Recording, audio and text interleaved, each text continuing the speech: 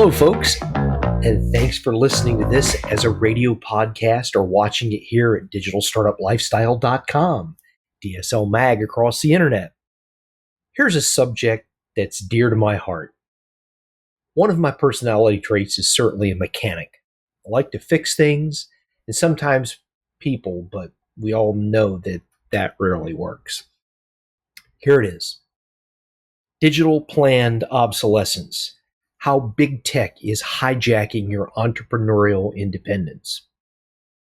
Welcome back to Digital Startup Lifestyle, where we cut through the corporate nonsense to bring you real talk about entrepreneurial independence.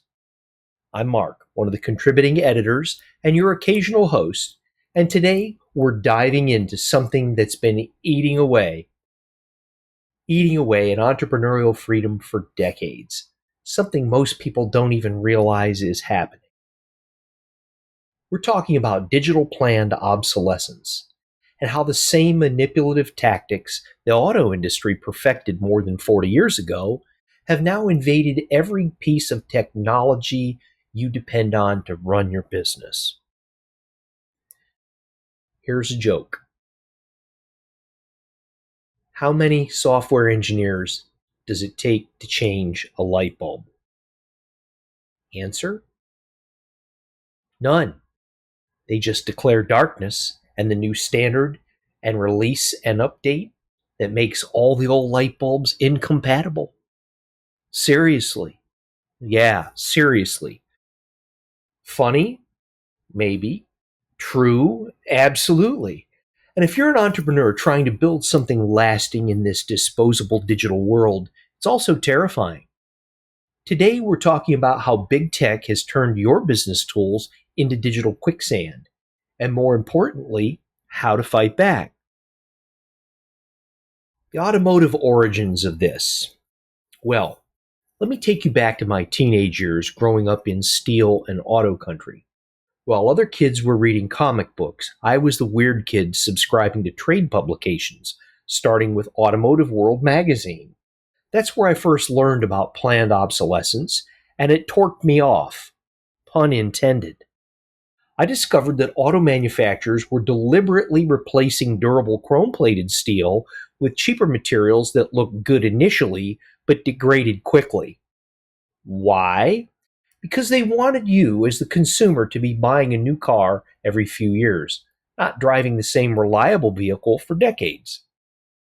The original Simca, which became the Chrysler Omni Horizon, was the perfect example. Cheap to buy, impossible to maintain long term. When critical systems failed, you faced an impossible choice. Spend more than the car was worth on repairs or scrap it and buy new. Sound familiar? Because the same exact strategy has now invaded every piece of technology you use to run your business. The bouncy ball revolution. Let me illustrate this with what I call the bouncy ball progression. Start with a simple rubber ball. It bounces. Okay? You catch it. It's durable, reliable, and it serves its purpose perfectly. Anyone can understand how it works. A few years later, someone wraps a layer around that ball. Now it has new features. Maybe it lights up, it makes sounds. It's more complex, but still recognizable as a ball. Add another layer. Now you need special chemicals to maintain those features. Another generation, you need proprietary tools. Keep adding layers until that simple bouncy ball has become an incomprehensible aberration nobody can service, repair, or even understand. Question is it still a ball? Does it serve its original purpose? Or has it become something else entirely, a tool for extracting ongoing payments from users? Enter the digital conspiracy. This is exactly what's happened to every piece of technology entrepreneurs depend on. Software apps work perfectly until a security update made them incompatible with your operating system. Hardware devices that become paperweights when the manufacturer decides to stop supporting them. Cloud services that suddenly change their pricing structure or discontinue features you've built your business around. Digital tools that require constant subscriptions to access files you created and should own are other examples. It's planned obsolescence on steroids, lifestylers, and it's deliberately designed to keep you trapped in endless upgrade cycles, paying monthly subscriptions for tools that used to be one-time purchases. And now, the ownership illusion. Here's the diabolical part. You don't actually own anything anymore. You're licensing, subscribing, renting, but never truly possessing.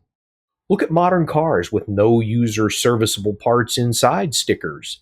Look at phones designed to break when you try to repair them. Look at software that becomes unusable the moment you stop paying monthly fees.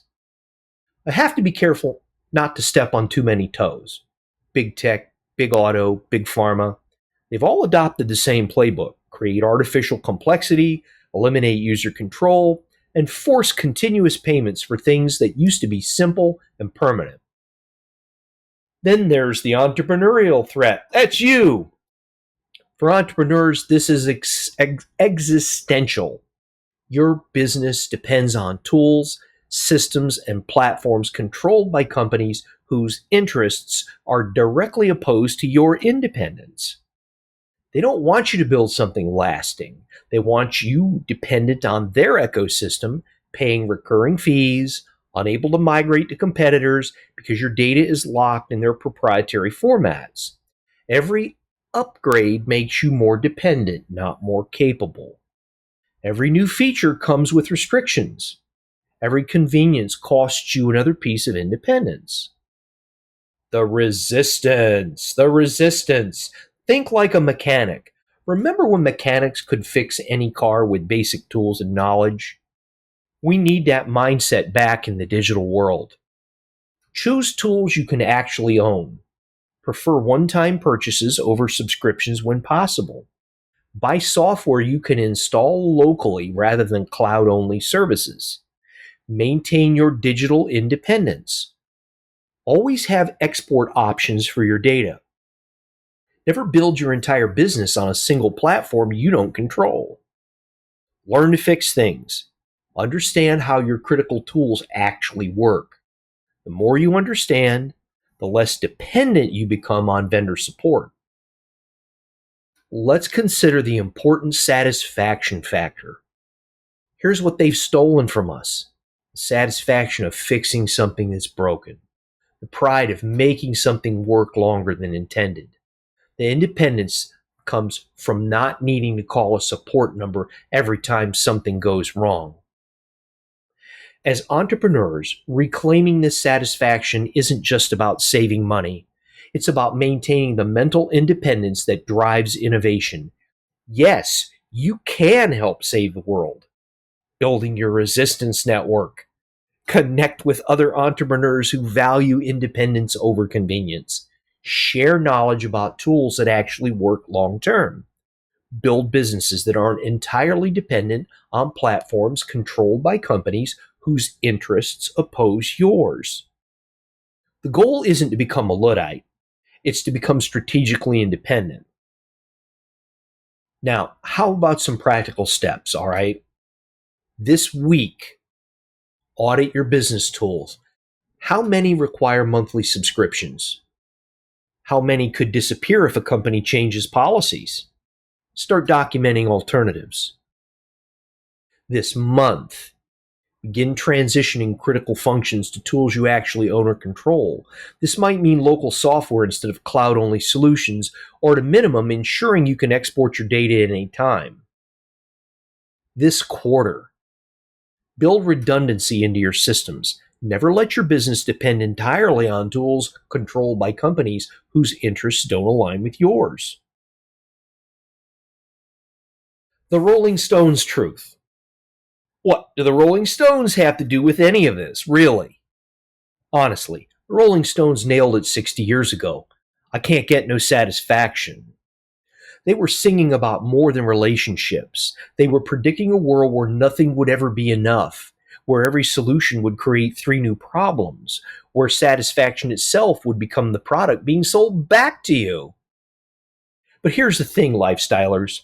Real satisfaction comes from building something that lasts, from solving problems instead of just managing symptoms, from creating value instead of just shuffling money around. I hope this has been real food for thought today.